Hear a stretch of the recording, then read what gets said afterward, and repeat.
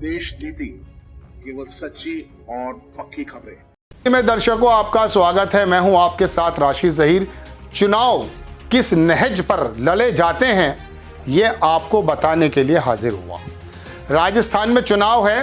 गोदी मीडिया जिस प्रकार का परपंच रच रहा है वो तो आप जानते ही होंगे, उसको तो मैं ज़्यादा देखता नहीं हूं, लेकिन भारतीय जनता पार्टी के नेता, उसके प्रोपेगेंडिस्ट, मतलब क्या कह सकता हूं, जो उनके चुनाव को अपना ट्रोल आर्मी के जरिए ऊपर नीचे करते हैं वो, और तमाम 5 जन्ने सब लग चुका है।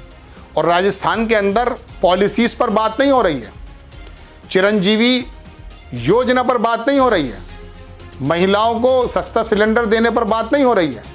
बात यह हो रही है कि कन्हैया लाल को भूलेंगे नहीं आप वोटिंग डे पर, यानी कि वो जख्मों को कुरेद करके आपके अंदर जो धार्मिक आस्था हो सकती है उसको कैश करने की कोशिश की जा रही है।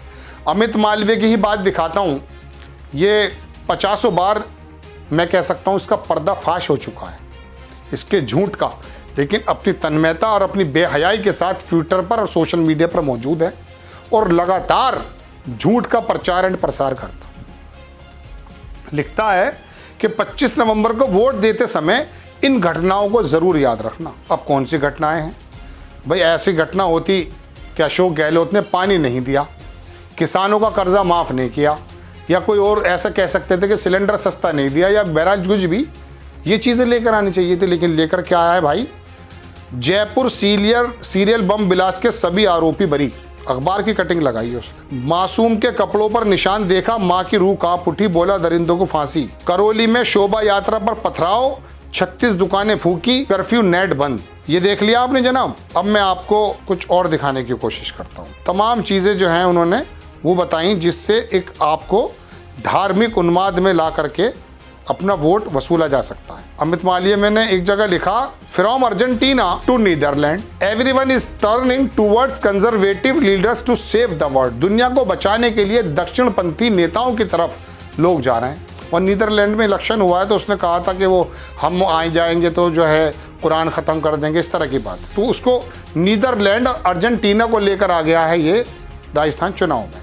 और इसको तो लेकर आता कोई समझ में आ जाती बात, लेकिन और भी कितनी चीज़ें लेकर आ गया है वो दिखाता हूँ। आप देखेंगे 5 जन्य, ये वो है आरएसएस का मुखपत्र कहा जाता है। बाल नहीं कटाऊंगा, जूते चप्पल नहीं पहनूंगा जब तक मेरे पिता के हत्यारों को फांसी की सज़ा नहीं होगी। पिता का अस्थि विसर्जन नहीं करूंगा, कन्हैया लाल के बेटे। अब बताइए, ये चीज़ें बताई जा रही हैं। उनको नौकरी भी मिल गई है, मुआवजा भी मिल गया है, और जो लोग हैं उनको सज़ा भी 5 घंटे में पकड़ लिया था अशोक गहलोत ने। ये इलेक्शन इस प्रकार से लड़ा जा रहा है। एक साहब हैं अरुण यादव, ये भी इनके ट्रोल आर्मी का हरियाणा की तरफ है गालिबन। इसने लगा, प्रिय राजस्थान वासियों, आप जब वोट देने जाएं तो कन्हैया लाल जी को मत भूलना। और वो दोनों फोटो लगा दिए जो वहाँ पर 2 लड़कों ने गर्दन काट दी थी कन्हैया लाल जी की। देख लिया आपने। अब मैं आपको अब हमास की तरफ लेकर चलता हूँ। अमित मालवीय ने पोस्ट किया इजराइल डिफेंस फोर्सेस का ट्विटर हैंडल से photo. Dear world, is this enough proof for you? ये जो इसके अंदर फोटो नजर आ रहा है ये इजराइल की सेना का सैनिक है। और ये नीचे जो टनल्स हैं अल शिफा हॉस्पिटल के नीचे बताई गई हैं उसके बारे में बताइए और क्या चाहिए आपको। अब अगर ये पढ़ा लिखा तो ये होगा वैसे मेरे ख्याल से, लेकिन नफरत फैलाने के एजेंडे में काम न करता तो पूरी बात आपको बताता। अल शिफा हॉस्पिटल के नीचे 40 साल पहले इसराइल ने खुद टनल्स बनवाई थी जब हमास के साथ काम करता था। क्योंकि हमास और फ़लस्तीन 2 अलग अलग जगहें हैं, गाज़ा, उनकी आपस में लड़ाइयाँ थी तब बनी थी। और ये उसके पूर्व प्रधानमंत्री ने कहा इसराइल के, पूरी बात नहीं बताएगा, उन टनल्स के बारे में दिखा रहा है ये।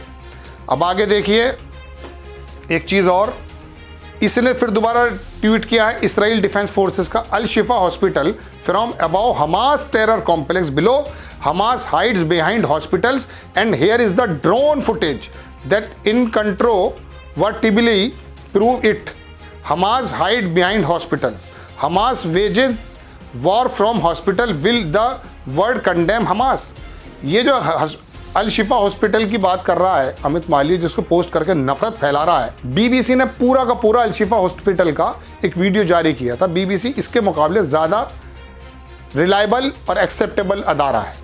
उसने बता दिया किस तरह से वहाँ पर हथियारों को रखा गया है सैनिकों के माध्यम से इसराइल के। वो झूठ पूरा निकला है, वो पूरी रिपोर्ट आप देख सकते हैं।